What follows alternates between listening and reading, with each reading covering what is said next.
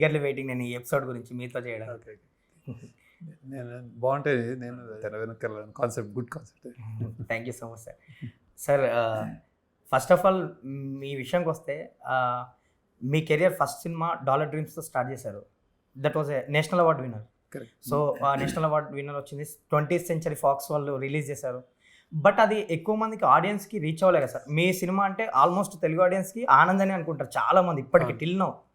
So ఎందుకు అది reach అవ్వడానికి అంత పెద్ద హాలీవుడ్ స్టూడియో రిలీజ్ చేసా నేషనల్ అవార్డు వచ్చినా అంటే వై? బికాస్ అంటే అప్పుడు అట్లాంటి కంటెంట్ యాక్చువల్లీ అది ఇప్పుడు ఒక ఆల్మోస్ట్ ఒక అంటే పెద్ద కమర్షియల్ సినిమాలు బాగా హైప్లో ఉండే ఇప్పుడు ఇంటర్నెట్ ఇప్పటిలాగా కాదు కదా. అది కమర్షియల్ సినిమా అనేది చాలా దూరమైన ప్రపంచం బేసిక్గా. అది ఒక పెద్ద star driven at least especially Telugu cinema.